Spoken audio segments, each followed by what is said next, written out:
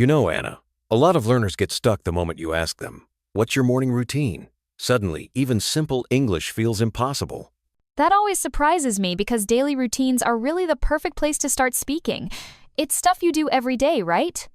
You already know the story, you just need the words. Exactly, and if you can talk about your own day, you build confidence so fast. Plus, it's so practical. I mean, we talk about mornings all the time in real life, not just in textbooks.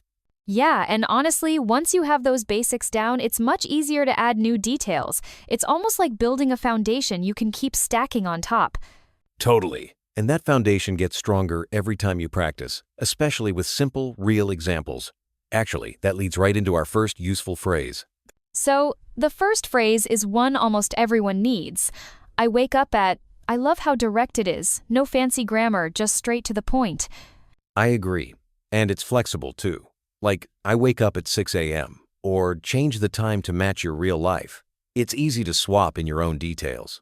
That's true. My students sometimes forget that even just saying the time makes a real sentence. You don't need long, complicated words to communicate. Absolutely, and then you can keep going. I get ready for the day. Suddenly you're telling a story, brush teeth, wash face, all that. It feels natural. What I love is how you can personalize it. Like, I eat breakfast, and someone might add, my breakfast is a banana. Real routines, real English. Makes it easier to remember too. Once you connect phrases to your own habits, they really stick. You know, the more students repeat these phrases out loud, the less they freeze up in real conversations. It's almost like training your brain to react automatically. I've noticed that too. The first time feels awkward, but after a week of saying, I wake up at 7, it just rolls out. No hesitation. It helps to mix it up a bit too.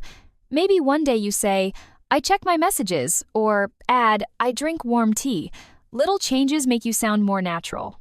And honestly, it becomes kind of fun. Like, you start looking for ways to describe your morning differently each day.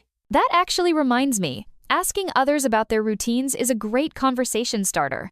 People love to talk about their mornings, and it's good practice for both sides. Exactly. Which brings us to our question for listeners. How do you start your day? Put it in the comments and get that real practice in.